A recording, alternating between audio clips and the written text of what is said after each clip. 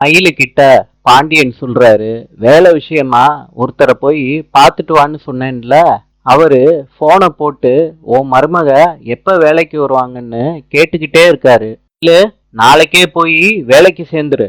மயிலு மீனா கிட்ட இருங்க, நான் வந்துடுறேன்னு சொல்லிட்டு போறாங்க. மீனா ராஜி கிட்ட சொல்றாங்க, அக்கா திடீர்னு ஒரு மாதிரி ஆயிட்டாங்கல்ல.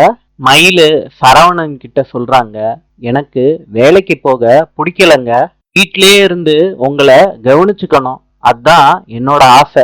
சரவணன் சொல்றாரு, அப்பாவே இந்த விஷயத்த சொல்லும்போது நான் என்ன பண்ண முடியும் மயிலு? சொல்லிட்டு போறாரு சரவணன். ரூமுக்கு மீனாவும் ராஜியும் வர்றாங்க. மீனா கேக்குறாங்க, அக்கா நான் உங்ககிட்ட ஓப்பனா ஒண்ணு கேட்கவா? அதுக்கு மயிலு சொல்றாங்க, என்ன கேட்க போறீங்க?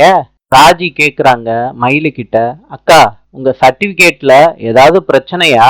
மீனா சொல்றாங்க, அப்படி ஏதாவது இருந்துச்சுன்னா சொல்லுங்கக்கா. நகை விஷயத்துல நாங்க மேனேஜ் பண்ண மாதிரி இந்த விஷயத்துலயும் நாங்க மேனேஜ் பண்ணிக்கிறோம்க்கா. எதா இருந்தாலும் ரகசியமா சொல்லுங்க. நாளை சந்திப்போம்.